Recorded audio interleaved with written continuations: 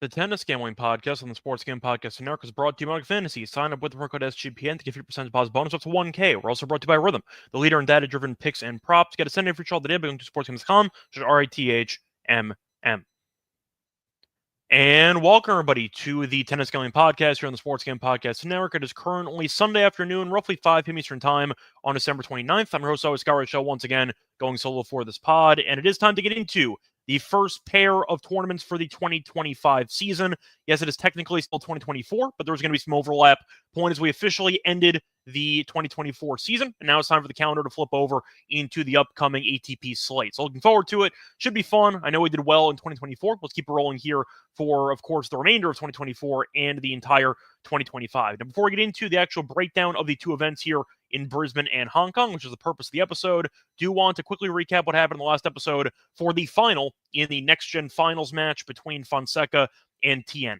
So for starters, kind of a common theme for the event. We won every lock in the event, but we lost every dog, which is pretty annoying. So for the actual lock, had a nice winner. Really never in doubt. We had Fonseca and Tien under 1.5 tie breaks at minus 138. Really never in doubt. Got one breaker in there, but every other set was pretty lopsided. So once again, a nice win there.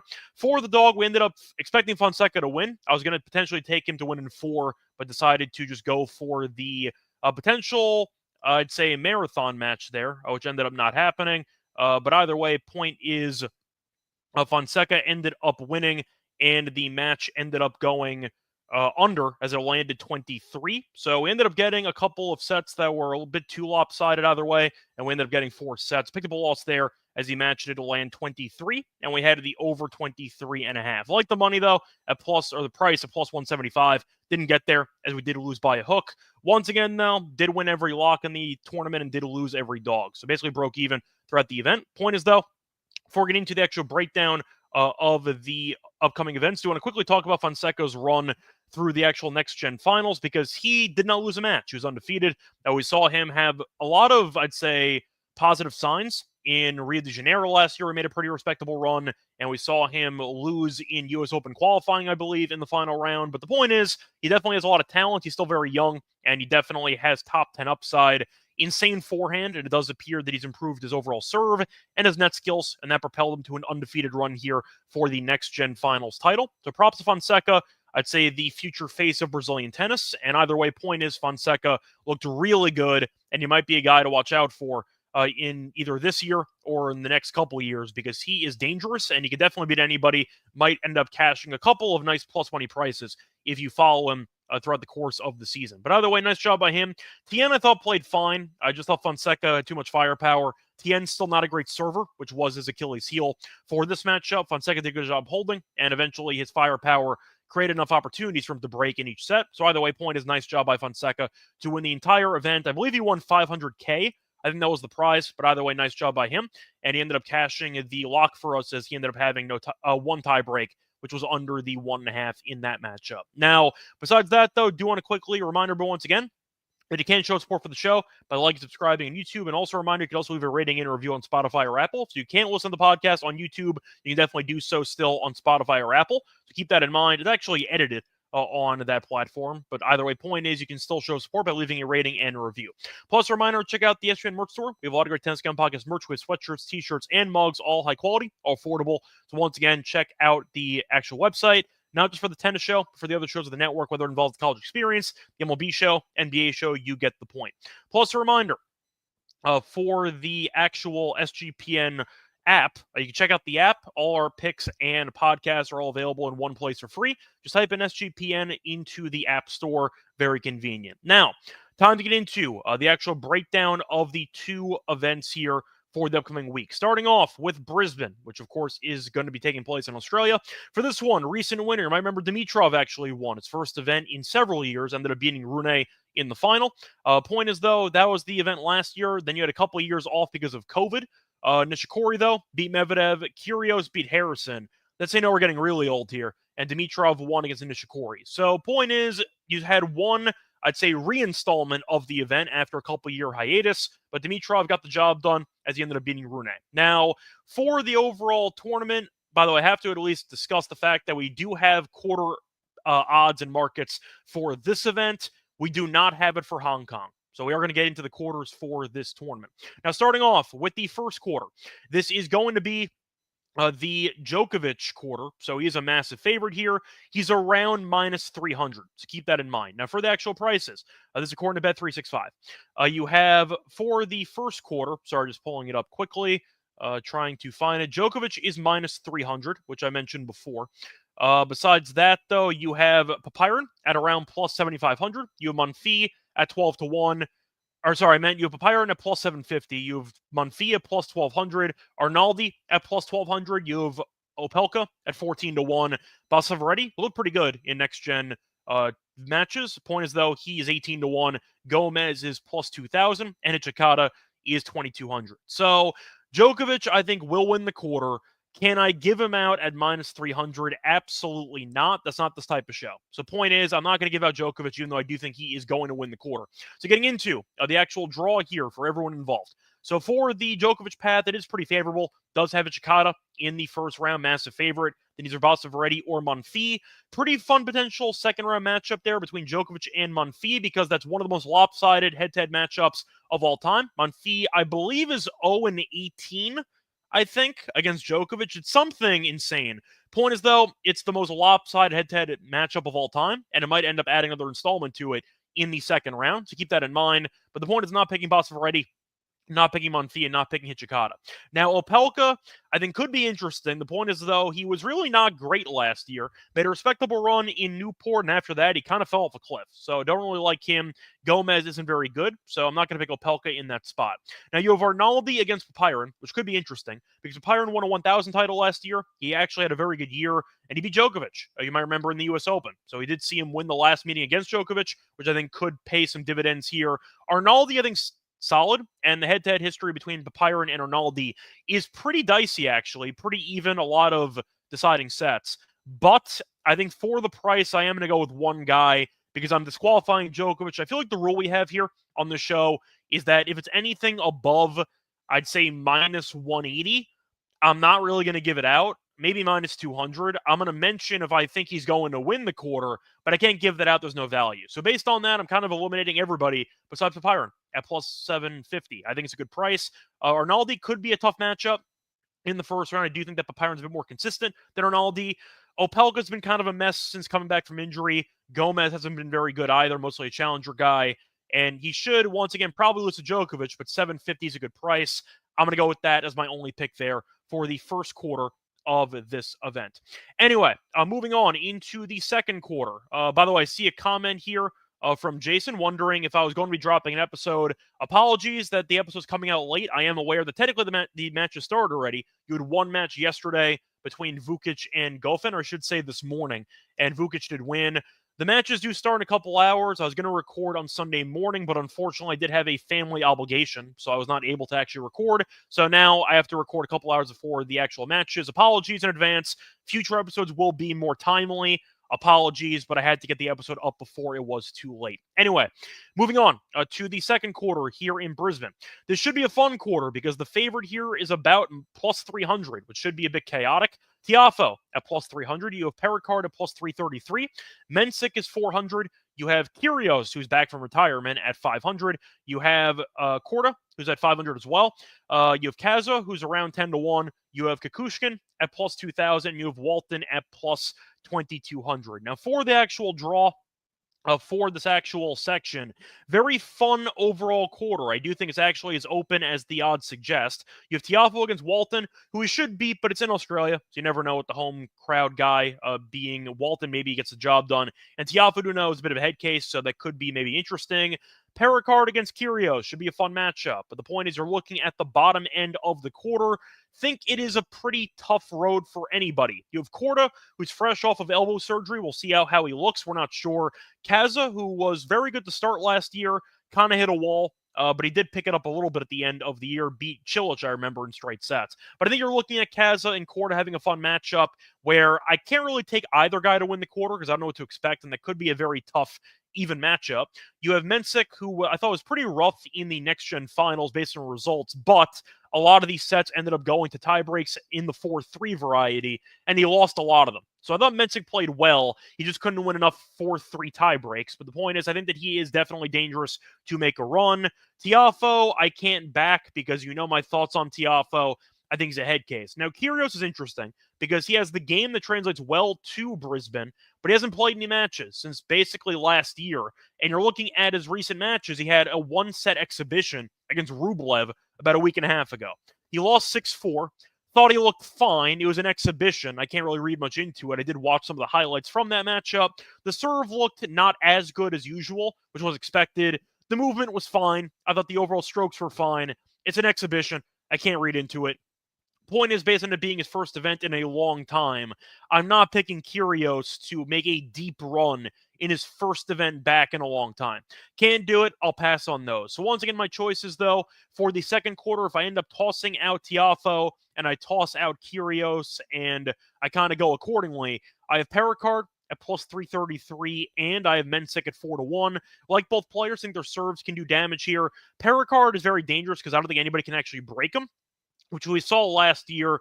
But Tiafoe, he ended up beating in a matchup last year in 3 sets. So Pericard did win the one head-to-head meeting, which Tiafoe self-destructed in the third set, which has been a kind of a common theme. If matches don't go well early for Tiafoe, he will implode. But Pericard, I think, should beat Kyrgios in the first round. Tiafoe is manageable, let's put it that way. And as for Mensik, I'll let Kaza and Korda kill each other. I think Mensik is better than Kukushkin. I'll go with the Pat there for the better price, and that gives me 4-1. So once again, my two choices for the second quarter, Pericard at 333 and Mensik at 4-1, both price available on Bet365. Moving on to the third quarter. This one should be a fun quarter as well. Now getting into the actual third quarter options here, you have Rune as the favorite at 175. You have Leheshka at 5-1. You have Jari at 5-1. Bonzi at 5-1. And a pretty good end of the year for him. You have Nishioka, who's 650. You have Tabilo at 9-1. You have Rinderknech at 14-1, and Navone at 16-1. Now, Rune had a pretty weird year last year because he was kind of a mess, and then he was pretty good to end the year. So the question is, which type of Rune are we going to get?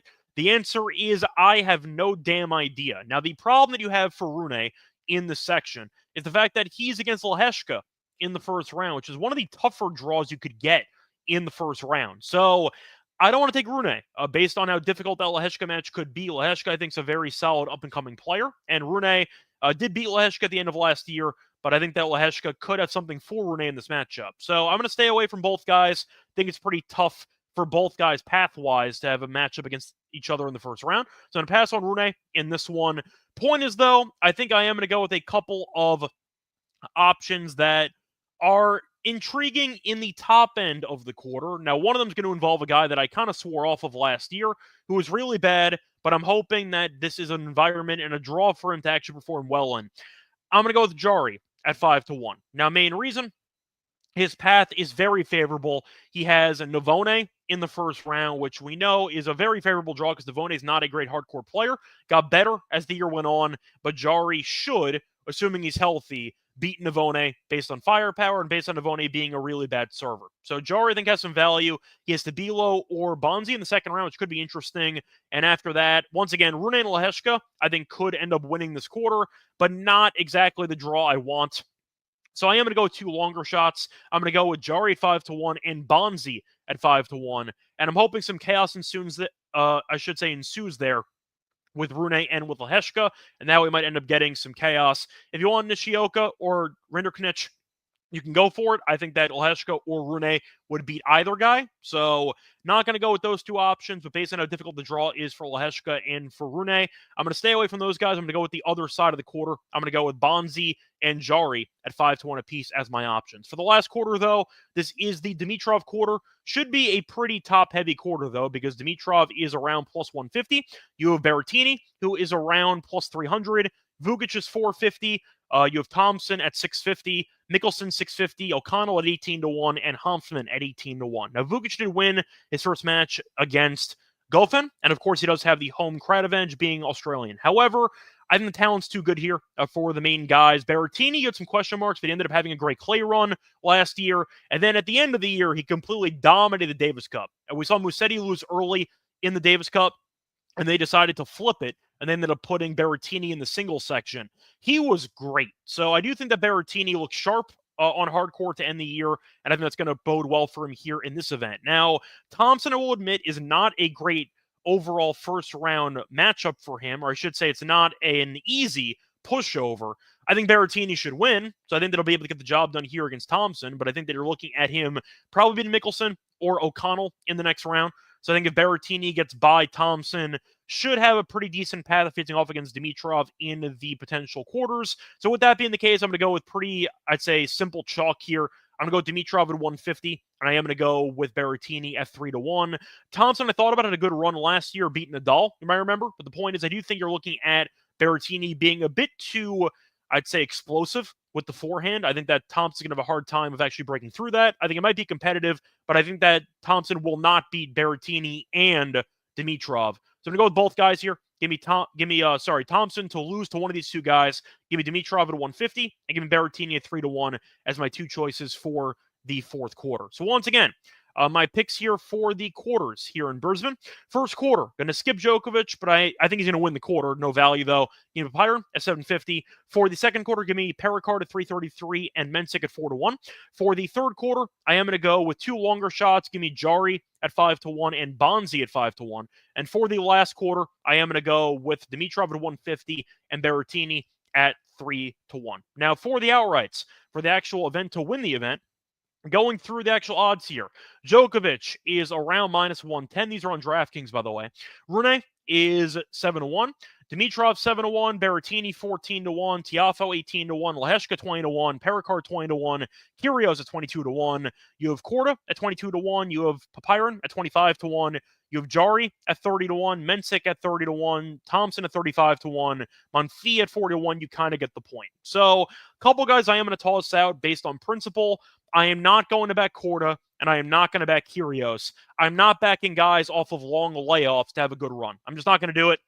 You could argue that Kyrgios has, I think his path's actually pretty tough. Perricard's not the guy you want to see when you've not seen many live, I should say, return opportunities. You're facing off against the best server on tour. Not the best spot for Kyrgios, so I'm going to pass on him, not to mention the fact that he's still a head case. Now, for Korda, it's interesting. He won a 500 last year. Kaza's really not a great matchup in general when you're coming off of a serious elbow injury, because Kaza does like to keep the ball in play, and if you get a lot of long rallies, I question the overall stamina of Korda in this event, so I'm going to pass on those two guys. Now, I found one massive line disparity, which was on Bet Rivers.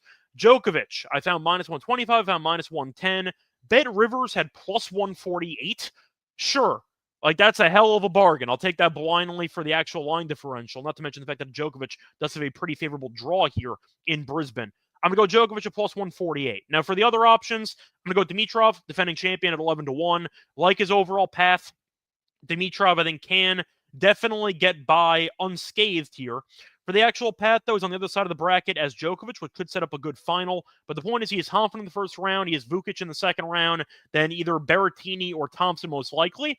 He should be favored in that matchup. And then once again, if Rune gets by, we'll go from there. But I think 11-1 is a really good price for a guy that, once again, looked good last year, won the title here, and I do think that he has a pretty favorable draw in his quarter. So go with him at 11-1. And for my last pick, not a great draw, but I like the overall talent. Give me Berrettini. I think it's a good price for the upside that he showed in the Davis Cup to end last year. He was great. He came through very clutch for Italy as they won the title again for the second straight year. Point is, though, I think that he's too talented to be 16-1. Yes, Thompson's not the draw you'd want in the first round, but I do think 16-1 is a good price for his upside. And if the forehand and serve are on, he's very tough to beat. Give me Berrettini at 16-1 as my last choice for the outrights. That's going to wrap it up, though. For Brisbane, now it's time for Hong Kong. But for that, though, do want to remind you once again that we are brought to Mug Fantasy because they have all your items in their pick and menu. They also have a great new feature, which is called Underdog Streaks. You went up to 1,000 times your entry Underdogs also making it easier with profit boosts and gimme pick'ems. Use the NFL, college football, college basketball, MMA, NBA, NASCAR, and more. You could also use specials and boosts on Underflex entries. For the community entry, though, I'll do something for Monday Night Football. Give me Brock Purdy higher half a pick against the Lions in the Monday night game. Point is, though, you can sign up with the promo code SGPN to especially get first time deposit up to 1K in bonus cash on fantasy promo code SGPN. Welcome back, everyone, to the Tennis Going Podcast. Just finished going through Brisbane. Now it's time to move on into Hong Kong. For this one, not much history to go through. We had Rublev beating Ruusuvuori last year. Before that, the event was not held for about 20 years. So once again, nothing really to go by history, but Rublev did beat Ruusuvuori in the final last year. Now, for the actual, I'd say, odds, once again, we have no quarters for this event, so we're just going to get into the outrights here. Now, for the odds, for the outrights, Rublev's back to defend his title. Once again, we saw him play against Kyrgios in an exhibition about a week ago. Looked fine. You can't really tell in those exhibition sets because nobody really cares, so he looked fine. He didn't have a temper tantrum, which is a good sign. But he's the favorite here at plus 350. Fees is 5-1 after flaming out in spectacular fashion in the next-gen finals as the pre-tournament favorite, and he lost in the group stage. Khachanov is around 6-1. Musetti's around 9-1. Safulin's 14-1. Shang is 14-1. Who also flamed out in the next-gen finals as he got injured and retired, but he ended up not winning a match, I believe, in the entire group stage. Fokina's 14-1. You have Shapo at 16-1, who actually won a title in his last event of the year. Kekmanovic is 20-1. Nakashima's 20-1. Bergs is 22-1. Nori's 25-1. Bu is 30-1. Baina's 30-1. You kind of get the point. Now, for the actual draw for everyone involved, got to start off with the favorites here. Rublev, I think his path is decent. You could argue that Safulin or Morozin are not exactly the best matchups for him. And then maybe Shang can make it interesting. It is a decent draw for Rublev, but I can't trust him. After everything that unfolded over the last couple months of last year, good luck. I don't think the price is I'd say, a good enough value for me. At 350, Rublev can beat anybody, but he can also lose anybody. And once he beat Alcaraz on clay last year, his entire season unraveled. So I can't trust Rublev. I think if you want to make an argument for the defending champion, you could go for it. But I can't do it.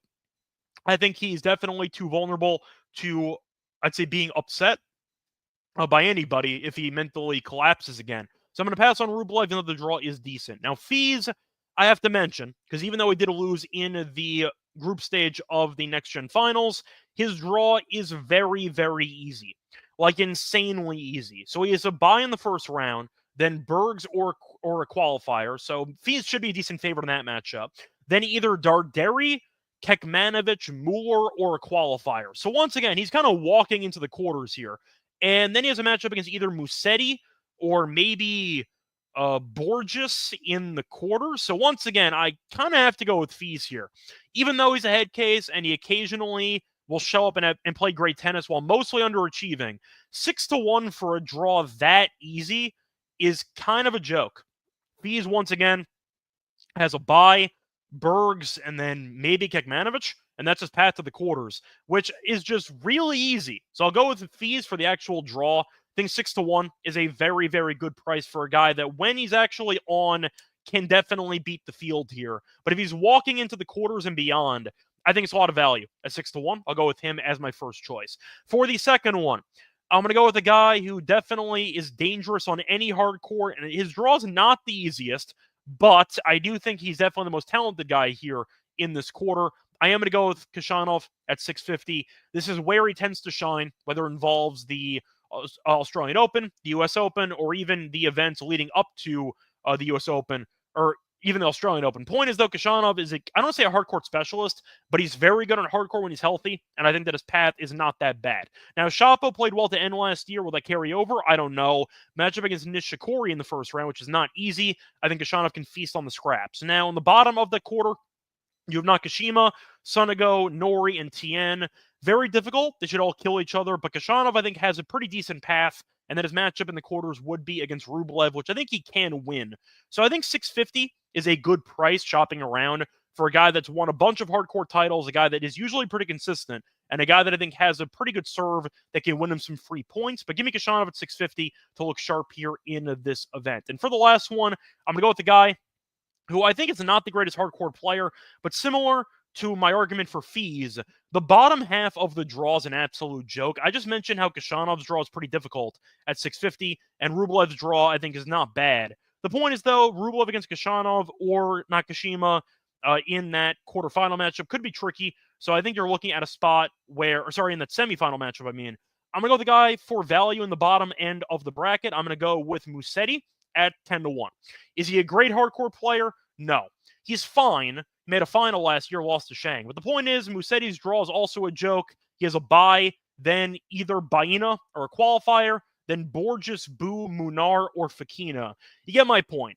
The draw is too good for a 10-1 price. And Musetti is still a solid player on hard court. He's not amazing, but if you're going to give me a Musetti and fees potential semifinal matchup for a spot in the final, I like the prices for fees and for Musetti. Give me Musetti at 10-1 because of it. So once again, my picks for the outrights here in Hong Kong, I'm going to go with fees at 6-1. I'm going to go with Kashanov at 650, and I am going to go with Musetti at 10-1. Thought about going for some other potential long shots for price. I don't mind Nakashima at 20-1. I just didn't trust him enough to actually make a deep run. He was kind of a head case for us last year. Played well in the US Open, though, and beyond. So maybe he kind of figured it out at the end of last year. I'll believe him when I see it long term. But I decided to skip him, but I don't mind the price there at 20-1. Besides that, thought about Chapo, but the draw is too difficult at 16-1. Kind of wanted a bit more. Don't have much else. Nishikori's interesting if you trust his health, but I don't. So 40-1 I can't take. Tien, who had a good run there in the next gen finals to the final, actually. I can't take a 35-1. Think the draw is too difficult. So not really many options here. There are some guys I would have been intrigued by, but did not like the draw. So I'm going to pass on those guys and just stick with the three that I mentioned. Anyway, that's going to wrap it up for the outright portion of the episode. Now it's time for the lock and dog picks. But for that, though, do want to remind you once again that we are brought to you by MyBookie, because MyBookie has been around with SGPN for a long time. Check out the new and improved website, great on mobile, plus props for every game, and the live dealer casino. New early cash out options as well. And a reminder, you can also go to mybookie.ag with the promo code SGPN for a 100% deposit match with a 1K and also a $10 casino chip. It's mybookie.ag, promo code SGPN. We're also brought to you by Rhythm. If you're interested in building your own models, Rhythm can help you do that because they are the #1 AI-powered sports betting platform. They'll provide you with the tools needed to build models in seconds, get predictions on money lines, spreads, holes, and props. And a reminder, you can also build a model. You can copy it from the leaderboard or let Rhythm build one for you in seconds. You can also track props on the Rhythm app. It involves NFL picks, NFL props, college football, college basketball, NBA. Rhythm has it all. And a reminder, try it out for free for a week with the link sportsgamepodcast.com's Rhythm for a 7-day free trial. That's sportsgamepodcast.com/RITHMM. Welcome back, everyone, to the Tennis Game Podcast. Just finished actually previewing the outrights for Brisbane and Hong Kong. Now it's time for the lock and dog picks. For the lock, we're going to go to a matchup between Berrettini and Thompson. It's going to be a bit juicy. If it's not available, I don't mind the over in games at 22.5, but I'm going to go with Berrettini, team total over 12.5 here at -150. Couple reasons why. First reason, Berrettini's been involved in a bunch of long sets. Even when he was winning in the Davis Cup, there's been a 7-5 or 7-6 set in 5 of his last 7 matches. So Berrettini does tend to win. Doesn't always break, though. So I think Thompson and Berrettini could have a serve fest kind of breakout for at least one set. And if Berrettini wins or loses in a competitive 3 sets, he'll get there. But I think you're looking at both guys holding. It would not shock me if you got a breaker in there, maybe a 7-5. But if it goes to 3 sets and what could be a war, Berrettini does have a path there too. But 12.5, I think, is a bit too low. Thompson, I think, is a good enough server, especially in his home country, to at least force a set to 7-5 or 7-6. And if Berrettini wins at that point, you end up winning automatically. So I'll go with this as a pretty, I think, good option at -150. Bit expensive, but I think it should be more expensive. So I am going to go with it before the line moves. I think it was -160 something on Bet365, but I saw it on, I believe it was DraftKings at 150. So that was why I was going to go with it as my lock. Plus, faced off on hardcourt one time. It was 5 years ago. It was the US Open. But each of the first 2 sets had at least 12 games. So when they're on, they can definitely hold. And I think that's going to result in what should be at least one marathon set. Berrettini team total over 12.5. There is my lock at -150 because of it. Now for the dog, I am going to go to a matchup between Kyrgios and Perricard. And you know where I'm going because Perricard's involved. Give me the first set tiebreak at +125. This was on FanDuel, I believe. Now both guys, when they're healthy, are great servers. Perricard, we know, I think is the best server on the entire tour. Now, for Kyrgios, the only concern about him right now is rust. He might end up fatiguing as the match goes on. He played a set, though, against Rublev, so I think he can hold on for about 30 to 40 minutes. But you're looking at Kyrgios, whose serve I thought was not as good as it was previously. But the point is, he still has a great overall placement on the serve, a lot of variety. He can also serve and volley, a lot of overall, I'd say, ways that he can show off his skill by holding on a regular basis. Kyrgios is very tough to break, though, and I do think that Pericard is really still not a good returner at all. So give me a serve fest in the first set at least. Kyrgios, I thought, looked fine with the serve against Rublev. The speed wasn't really there. The placement, though, and the kick was very impressive for a guy who hasn't played in a while. So Kyrgios has definitely been working on his game. I think he might not look 100% based on what he used to be, but I think for at least 30, 40 minutes, he can disguise the serve well enough to keep Pericard off of the break points or the break point chances. So I am going to go with a pretty common play from last year. We cash this play all the time, not to mention the fact that 7 of Pericard's last 9 matches have featured a first set tiebreak. So Pericard, when he does get the occasional break, tends to be in the second set or beyond, though we tend to see a pretty straightforward hold fest for the first set in his matches. 7-2, though, in the last 9, and it's plus 125. Like the price quite a bit, but give me 2 good servers to serve well for the first set here at a good price of plus 125 as my dog. So once again, the plays here for the lock and dog. The lock's going to be on Berrettini team total over 12.5 games at minus 150. For the dog, I am going to go with Kyrgios and Pericard first set over 12.5 games at plus 125. That's going to wrap it up, though, for this episode. Reminder, we're back once again for the quarterfinals of Brisbane and Hong Kong. Until next time, though, a reminder, you can also show support for the podcast by leaving a like for the actual video and subscribing to the channel. A reminder, also check out the podcast on Spotify or Apple to leave a rating and a review. Also, a reminder, check out the merch store on the SGPN website for Tennis Game Podcast merch. Until next time, good luck to all of you and all of your bets. Bye, everyone.